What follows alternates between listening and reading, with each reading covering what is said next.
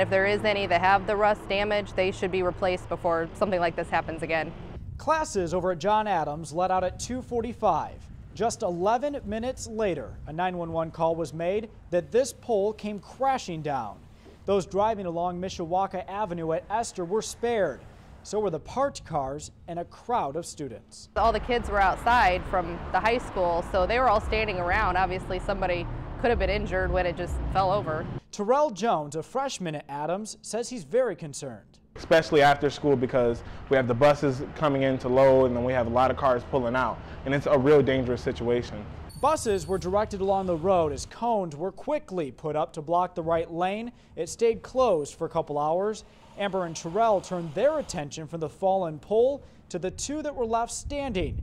As you can see, they have rust around the base as well, something they say worries them.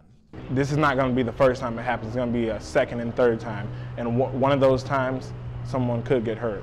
The poles should be inspected, and if there is any that have the rust damage, they should be replaced before something like this happens again.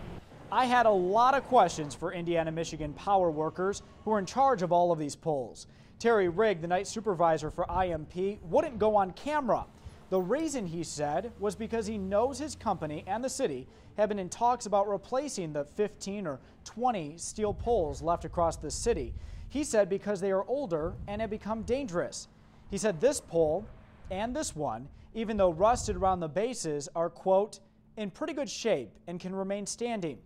Even though his crew tied the top of this one to a tree branch, when I asked about it, Terry said it's just in case. Now I guess I'm kind of paranoid about it because I didn't realize how damaged they were and that any of them could have fallen over at any time. So I guess that makes me a little nervous now.